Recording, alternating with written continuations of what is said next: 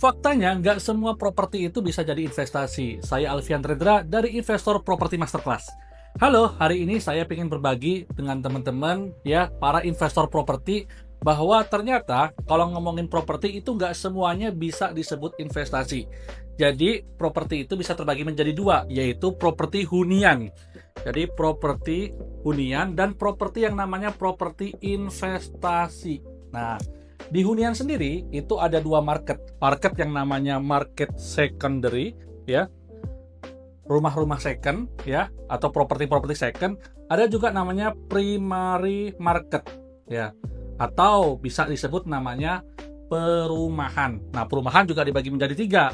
Ada yang FLPP, ya, atau rumah subsidi, ya. Yang kedua ada kelas menengah, ya. Ada yang ketiga adalah real estate atau, ya, properti premium. Itu kalau yang perumahan. Dan nggak semua juga bisa disebut investasi. Nah, nanti saya jelasin. Yang kedua ada rumah-rumah second.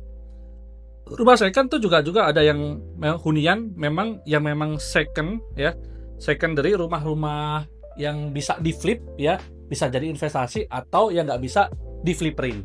Nah, berikutnya adalah properti investasi. Nah, ini memang beda dengan market hunian. Jadi orang beli properti memang bukan untuk dihuni, ya, tapi memang untuk dapat keuntungan dari investasinya. Baik keuntungan itu berupa capital gain atau keuntungan berupa yield atau nilai sewanya, gitu.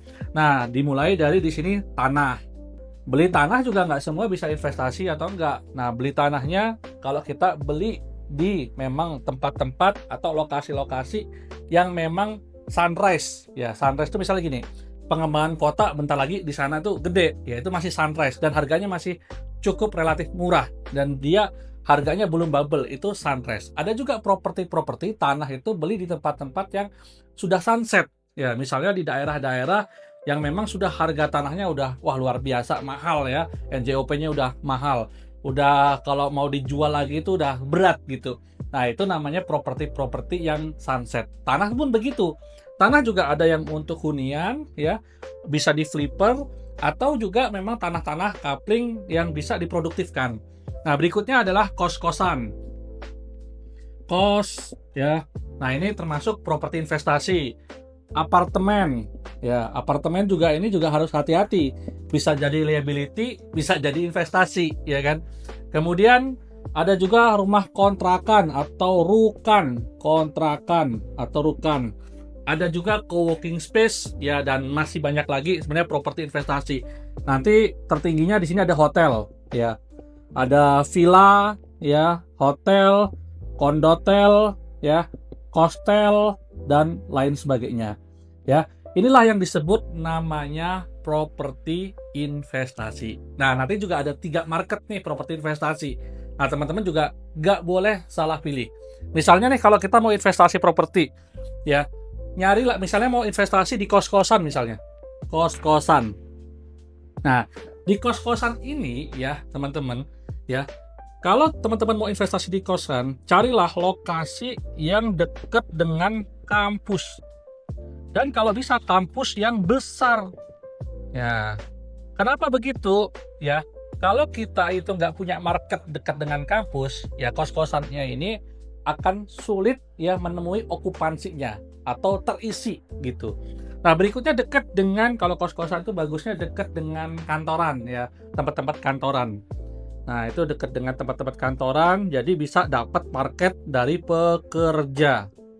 Ya, begitu juga dengan kontrakan. Nah, kontrakan juga begitu. Nah, jadi, ya, sebelum kita investasi di properti, kalau teman-teman nggak mau jadi propertinya ini liability, atau malah kita yang membiayai properti itu, atau properti ini malah dengan inflasi, ya.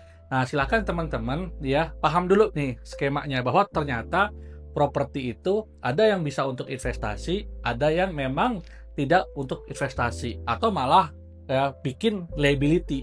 Sama kayak kita punya mobil. Punya mobil itu bisa dua, ya. Bisa itu memang investasi, bisa juga liability. Investasi gimana? Ketika kita sewakan kembali, itu jadi investasi. Liability gimana? Nah, ketika kita pakai sendiri, ya, kemudian tidak produktif, malah kita membiayai mobil kita, ya, biaya servis, biaya pajak, dan lain sebagainya, malah kita mengeluarkan uang untuk membiayai mobil itu.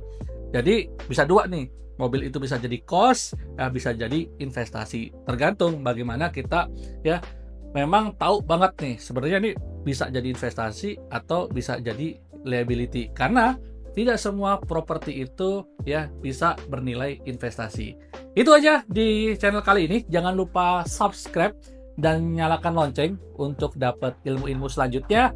Salam follow ya Alfian_Redra99 dan juga jangan lupa follow di Dinarland. Thank you. Assalamualaikum warahmatullahi wabarakatuh.